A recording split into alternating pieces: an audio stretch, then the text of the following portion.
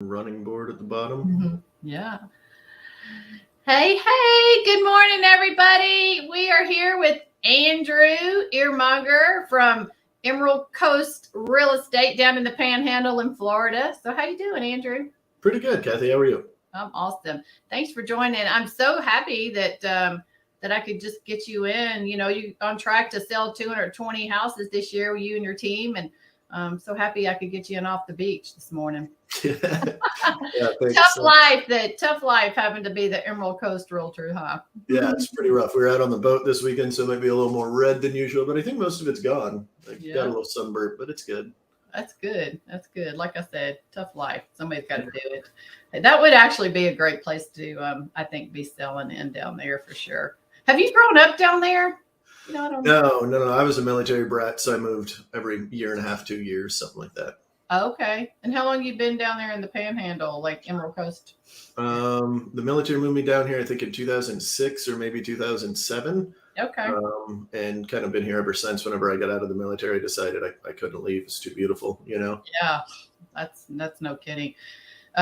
Steve and I don't know if I told you this or not, but we bought, I know, we bought a short-term rental down there in Panama City last year, but we also put our name on, Margaritaville that's being built down there. Oh, so it's a cool. wait list to get put on the Margaritaville list. So I don't know. We may be moving down there in a couple of years, at least part-time, living in I'm like, where's a more fun place that one could retire in a 55 and up community than Margaritaville? Yeah, no kidding. That sounds awesome. Sounded fun. So anyway, and I'm all about having fun. So, but that's not what we're here to talk about today. So kind of take us back for just a minute before we kind of get into, what you're doing and how you're doing, on track to sell 220 homes this year. So how long have you been? Maybe give us a 2-minute overview just of your history in real estate, when you first jumped in and what caused you to get into real estate, so just a 2-minute quick overview. Yeah. So what caused me to get in, I was active duty military. My back was destroyed from the job that I was doing, flying on an airplane and just turbulence, everything was just destroyed. So they were essentially saying, you can't fly anymore. So you have to decide, you get a desk job or you get out. So I got out. I spent my last 3 deployments studying a new job.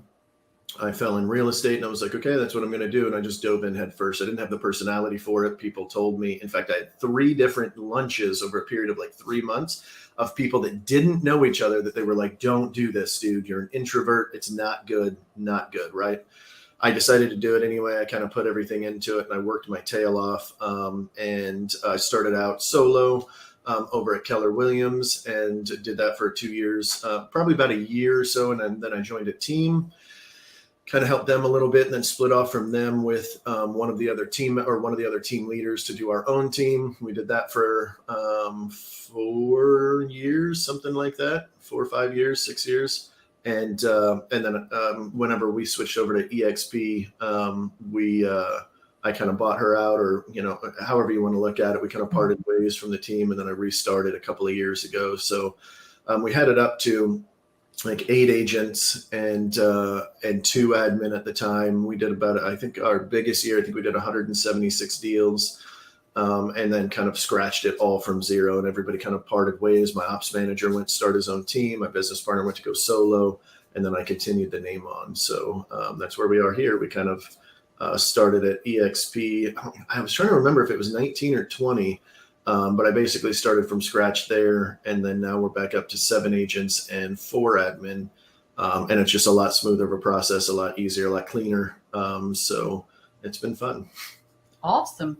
So before we kind of talk about that and kind of what's going on today, in your business, I want to go back. So when you first were looking to get into real estate, like I want this to be hope for somebody out there, hearing what you're doing and seeing what's scrolling across the bottom, you're on track, you and your team, to sell 220 houses.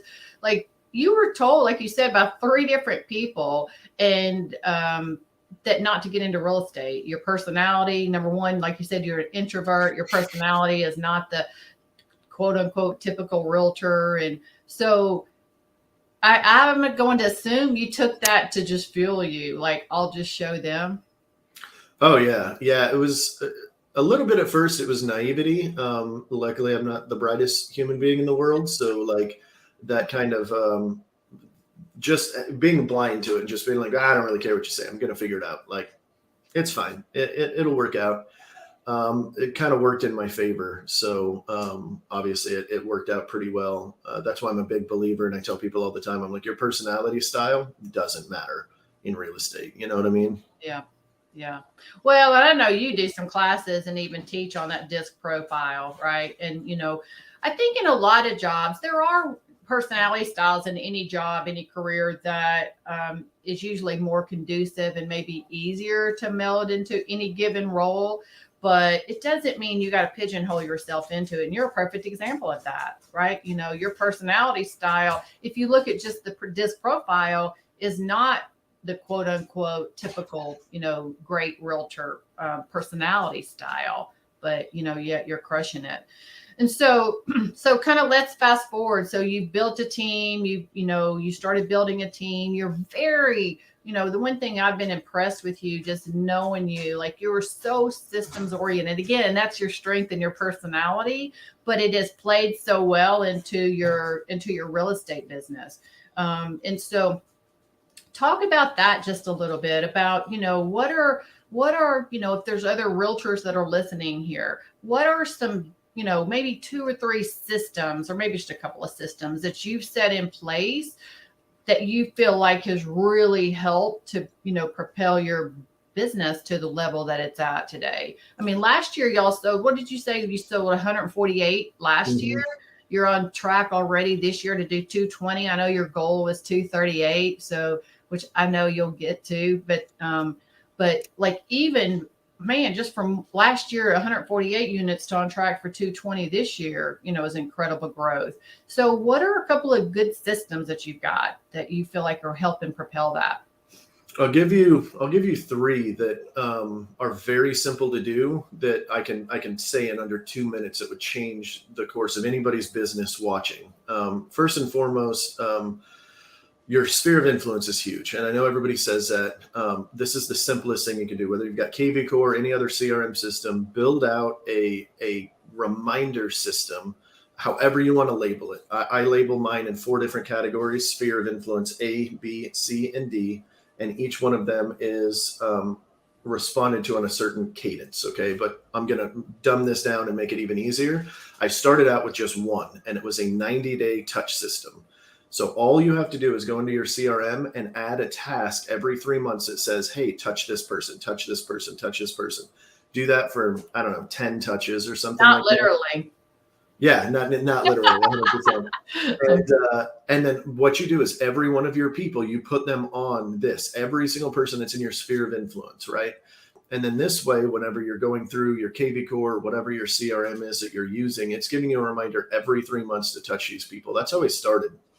My first 2 years, I didn't touch my sphere of influence at all. My squadron that I was a part of picked up and left to a different city. So I was like, nobody's still here. Nobody's going to use me. And then after about 2 years, I had realized I was selling a home here, a home there. I was like, not everybody I know left. In fact, there's a good chunk still here. And then of the people that left, they still have houses here. Or, you know, there's a lot of transient because the military squadron I was part of, there's only 3 bases we could go to, kind of 4, but realistically only 3. So they keep rotating back. So that was huge. That kind of pushed me from around 36 sales personally to about 60 overnight. And it's just touching every 3 months. That's it. System 1, every 3 months.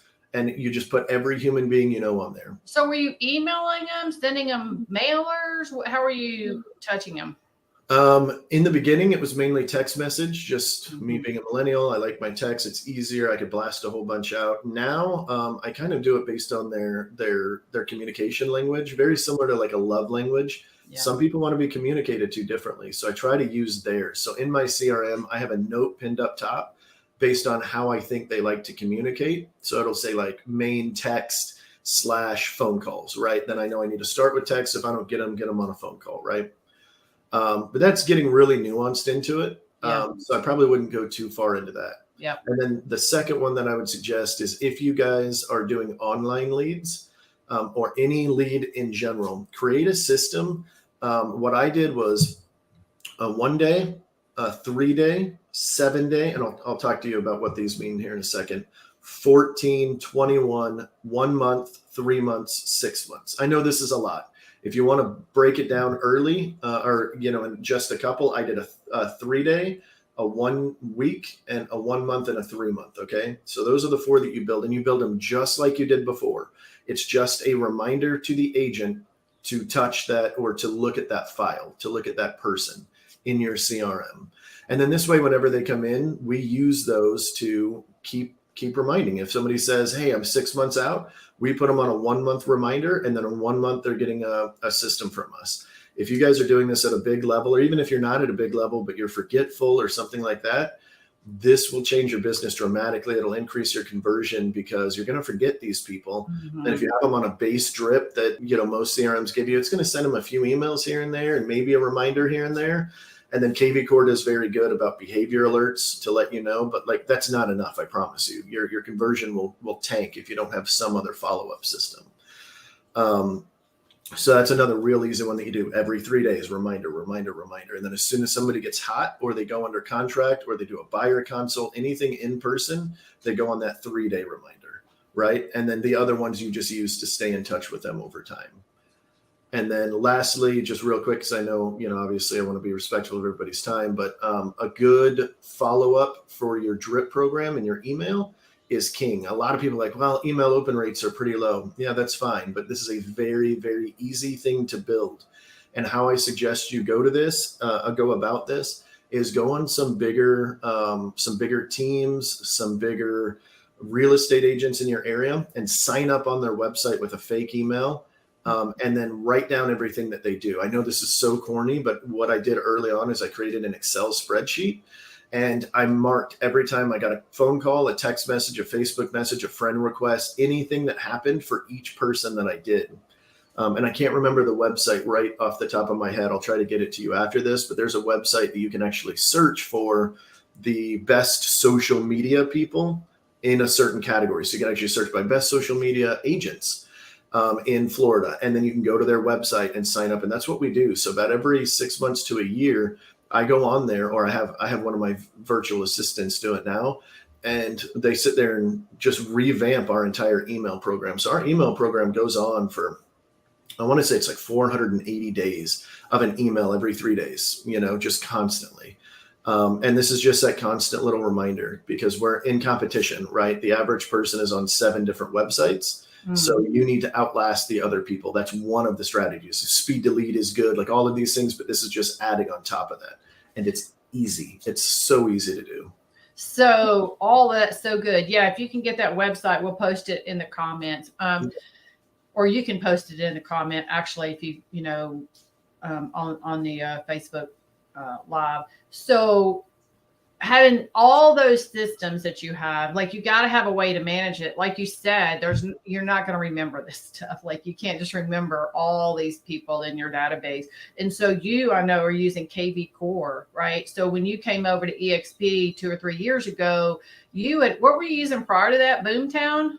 No, we were using a Follow-Up Boss. Okay, you're a Follow-Up Boss. And so when you made the move to EXP and you looked at KV Core, we get that, just being with the EXP, we get that platform included. So that right off the bat just saved you a lot of money, did it not?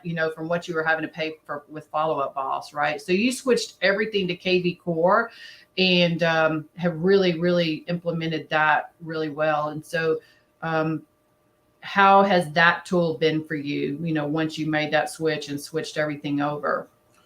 So for my personality type, like a good CRM is key. I have bounced around CRMs. I'm one of those agents where I'm always trying to find the best one.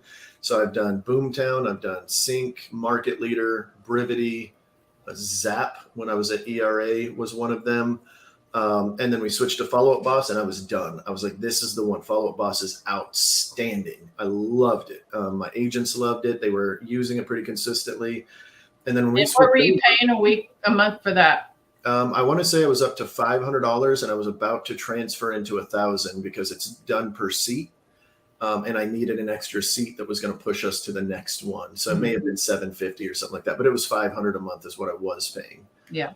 So that saved me $500 a month there. Then when I looked into the tools of KV Core and saw everything that it does on the back end, like I fought it so hard because switching CRMs when you've got 16,000 people in your database and you have to re-up all the different programs, make sure everybody's, it is a huge endeavor. Like we're talking weeks of downtime, right? To try to do this. So it was not an easy thing, but we made the leap, we switched, and it wasn't to save the $500. It was actually for all the ancillary stuff on the back end. The marketplace in general saves me some. I no longer have to run my own pay-per-click ads. I don't have to do all the studying to figure out what the best ones are. I pay somebody, right? KV Core does that for me. They do Facebook ads. They do it for me. I don't have to worry about it. You pay a little bit extra to do it, but then you're saving hours of time, and that's invaluable to me. The amount of money KV Core alone has helped us bring in is just silly.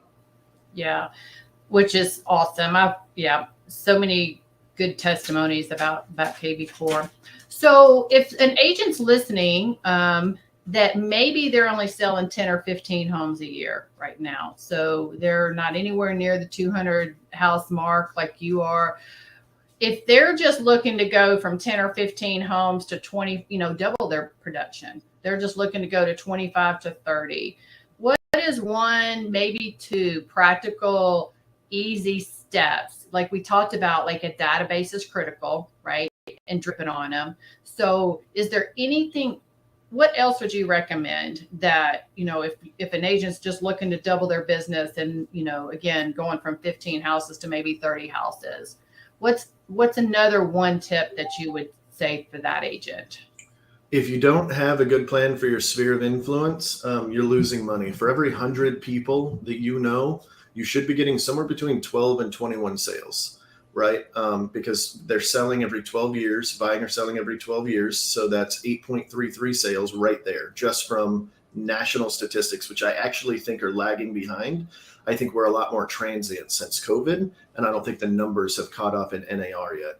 So I actually think it's closer to 8 years because I average about, I only have like 180 people that I keep in touch with consistently. Oh, wow. And I don't take any team leads. I just do personal ones. Everything else gets handed out. And I still, I'm trying to cut back now. So I'm passing off a lot more, but I generally do about 60 a year just from that. Offer your 180. And then how often are you touching? I know you said 3 months, but is that all you're touching them, every 3 months? Yeah, so I actually have it a little bit more in depth now. I do a sphere of influence A, B, C, and D. The A's are once every month that they get touched. Those are my cheerleaders. Anybody that's given me a referral, anybody that shouts my name every time we go someplace, anything like that, they go into my A's. I want to touch them more. The B's are once every 3 months, C's are once every 6 months, and D's are once a year. So I do it a little bit more nuanced. And then we also do client events to help bring that in. So we do 6 of those a year. We're actually prepping for our bachata date night event. So we're going to be learning some bachata dancing style. This Saturday, one of my agents will be teaching it. And we're expecting, a good showing for that. So do you invite your 180 for that? And then your agents on your team invite their people too?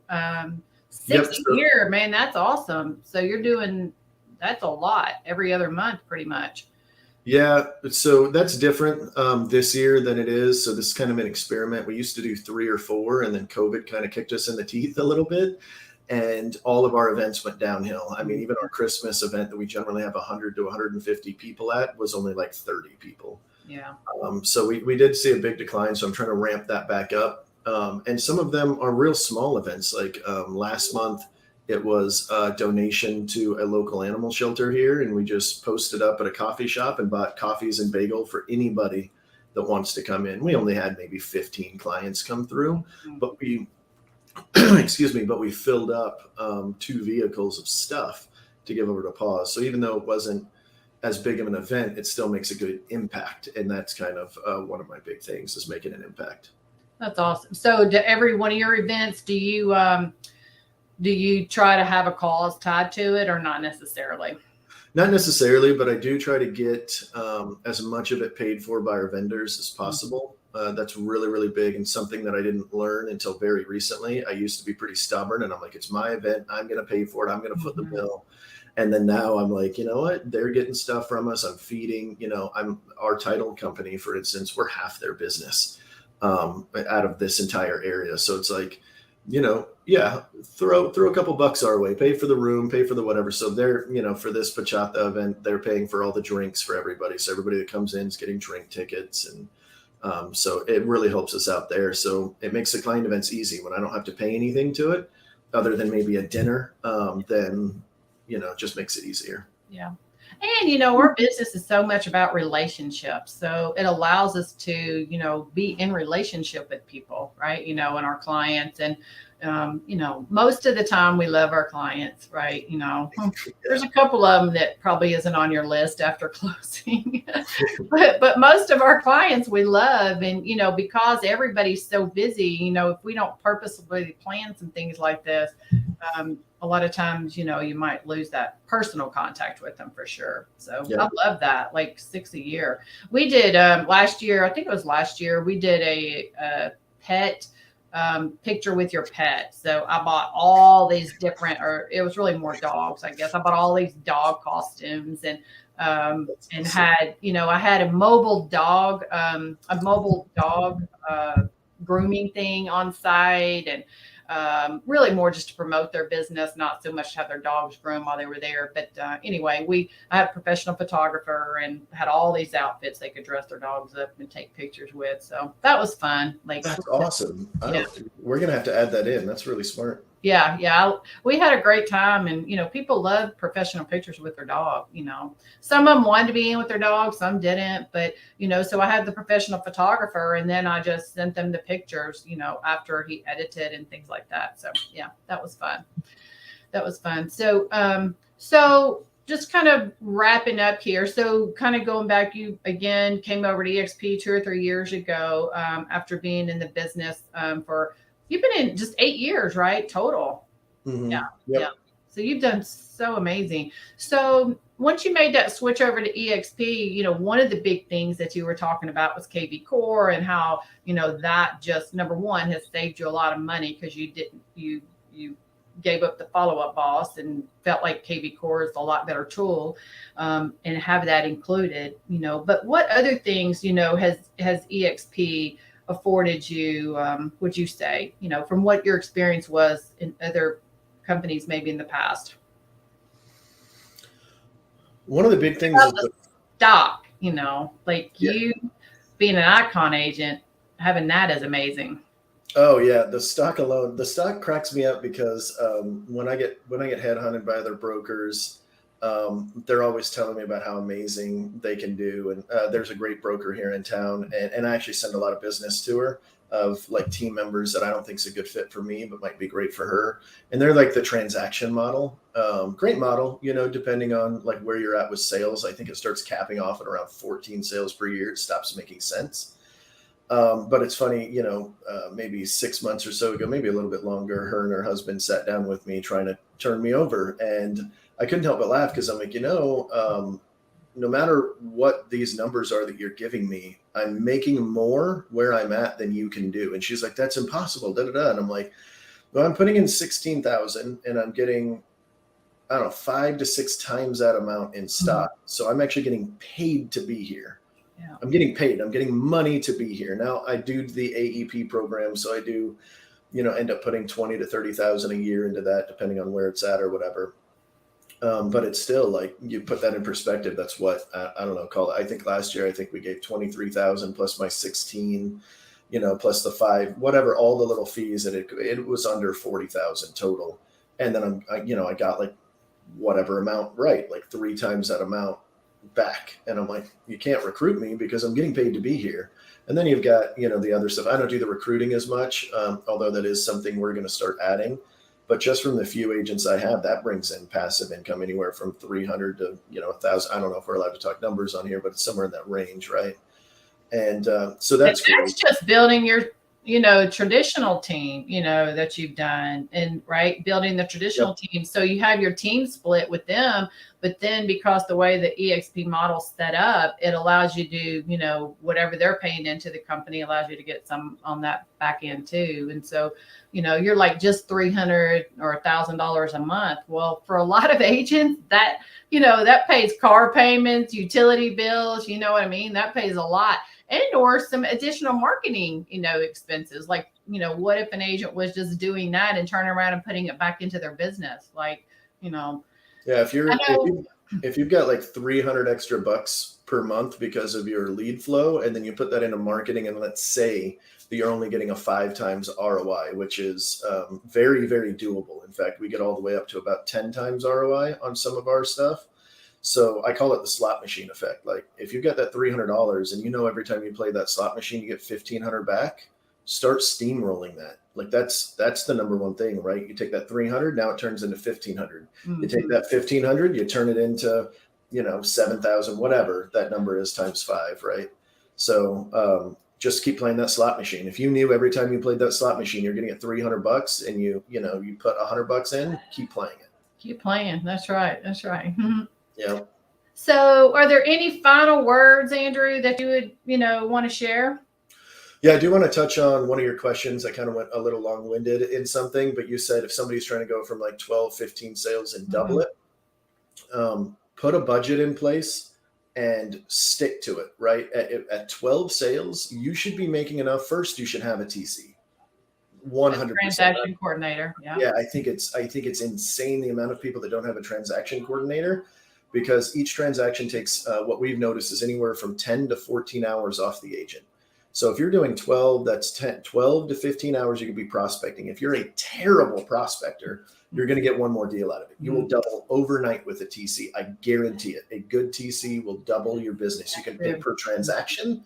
So there's tons of companies out there that will do it. You can get a virtual assistant and train them to do it. You can get an in-house assistant, but you have to make the move before you can jump. There's just no other way around it. And then I really suggest starting off by putting a budget into your thing, the same way you budget 20 or 30% for taxes, or you should be doing the same thing. That's a whole nother topic. Yeah, that's all. Yeah, 100%. And the further you can move that needle over is the faster you can steamroll. The reason why we went from when I collapsed the team and restarted, we went from 56 sales to 148. And then now next year it will be, or at the end of this year, it'll probably be 220, maybe 240, depending on how the market picks up, is because we're able to do that, right? And we leverage everything out. So I only take 25% of what this company makes. The rest is rolled into it because this is an investment. And the faster I can do that, the faster I can steamroll. And then the quicker, that passive income comes in, well, passive, right? That working income comes in and just makes it a lot easier. I call it leveraged income. Yeah. Leveraging. Yep. That's perfect. I love leverage. It's one of my favorite words. Mine too. People that don't create leveraged income, they just don't understand it, at the end of the day. Yeah, in my opinion. So that's good. So real quick, we'll finish on this topic about I just went blank.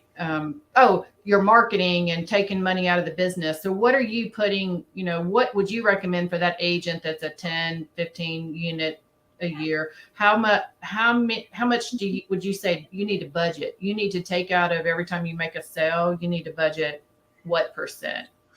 It kind of depends on where you're at financially. The bare minimum that I tell even my own agents is 5%. My agents are on a team, so it's a little bit different. If you're solo, I think you want to get that number up even higher. In fact, the faster you can get down to 35 or 25%, the better. And that's scary to a lot of people. They're like, 25%, there's no way I could live off of that. Cool. Do baby steps, right? Start out with 5%, put it in a separate account, and use that for budgeting. But make sure that you're making your dollars accountable. This is very important, especially in the beginning, but also as you get further on down the road, because you might buy something and then you're never using it. Now you're wasting money, whatever. You don't want to do that. So, don't be investing in the things that aren't going to work. That Top Agent magazine that they keep sending you. It's kind of a joke here in my office, or the golf courses, they call you and they're like, oh, we could put you, unless you're golfing there, don't do golf courses, like things like that. I'm not picking on these as advertising things because they might work for some people. Or the grocery cart. Do you have those? The advertising? Oh yeah, the grocery carts. Yeah, the bus station, like all of that. That's great. But those are, I call that 1% marketing. The billboards, the bus stops, the shopping carts, all of that stuff only helps the rest of your marketing by about 1%. That's what they say for billboards. So I kind of lump it into everything else. So unless you're spending $100,000 a month, you're not getting anything out of it. Yeah. In my personal opinion. But real easy, go into KV Core for the EXP folks or anybody using it. Take that budget and add it to Google pay-per-click, Facebook, something like that. I'm a bigger fan of Google pay-per-click than I am Facebook. You'll get a lot more leads with Facebook. So if you're new and you've got more time, you may be able to turn those leads better. But the Google pay-per-click that they do right there on KV Core is press and play. I think they have a minimum though of like $500. I know that's kind of sticker shock to a lot of people. But it's one of our best ROIs. I think we're getting like 10.1 times ROI on that one. But for those agents that are smaller, I would say you take that marketing budget and put it all back into your sphere, right? Oh, yeah. We've been talking about, like, it's when you have the extra money, like, or you start, living on less and, putting more back into your business, like you're talking about, is when you start adding some of these other things. But when you're going to start, you want to just start really pouring back in those dollars into the events, back into your, your sphere, all of those things, So, use the statistic for every 100, you should get 12 plus deals. So if you're wanting to do 25 deals, you need to have a minimum of 200 people in your database at the end of the day, right? So, and then do all the things that Andrew's talking about. Take some of those marketing dollars, pour it back in, do events with your database once a quarter, or, even if you just do it twice a year to start, but then doing some other, drip campaigns and what have you on there. So one really easy one that you can do for those that are on a limited budget is a little hack that I really like. There's a site called Send Out Cards. Yeah. It's $100 a month for as much as you can just spew out into the world. You want to do 7,000 cards, you can do it. And then what I teach a lot of my new agents is take the online and take it offline. So when you're scrolling through Facebook and you see somebody's kid just graduated, send them a postcard with a picture. I mean, not graduated, but maybe got into a new college. Right. And they're okay, cool. They're going to the University of Florida. Awesome. Send them a picture of a University of Florida hat. If you've got the budget for it, send them a University of Florida hat, actually the actual hat. And just like, hey, just heard, little Johnny got into University of Florida, rooting for you guys. Can't wait to see how well he does. Right. And you do these on send out cards. You take the online conversation offline and it packs so much punch. You don't realize it is, but it's packing so much punch. Yeah, that's good. So if you have a referral link on Send Out Cards, if you want to post that in there, because with Send Out Cards, you can personalize cards. Even if you don't send a gift like a hat or what have you, you just personalize a card. You can take a picture that they posted on social media, like they're graduating and going, like you said, to Florida State or something. You can put that as the picture of the card. Like, it's very personalized. So yeah, I've used Send Out Cards for a minute too. So. And even before then, if you just want to do handwritten cards, if you don't think you're going to blast 50 of those send out cards a month, it's probably not worth the $100, but you could do a stack. Like we buy, that's how I started. We buy these stacks of cards on Amazon. Some of them are housing related. Some of them are not. None of them have my logo on it. Don't do that. I'm really against that. And none of them say anything about real estate at all, unless it's a post-closing card, then that's the only time. But other than that, it's, a card, it's in the mail, it's 50 cents plus the postcard, it's maybe $1 total. Yeah. And so if you're doing those, the handwritten cards, like real big, real personal. Yeah, I agree. Andrew, thanks so much for jumping on today and for all your tips and tidbits. And, I feel like we could take any one of these segments and almost do a whole nother session on them, talking about running your business as a business. I mean, like, that area, just lead generating and everything. You're just always so full of knowledge and wisdom, and it's no wonder you're selling 220 homes a year or this year. So although I'm pulling for you. I know you'll hit your goal at 238. So that's what I'm hoping. I'm hoping the market picks up a little bit. We've had a slow first quarter, so slow in quotations, right? But slow for us. Yeah, so it should be good. Yeah, you're rocking it. Thanks again. I appreciate you, buddy. Yeah, absolutely. Thanks, Kathy. Thanks.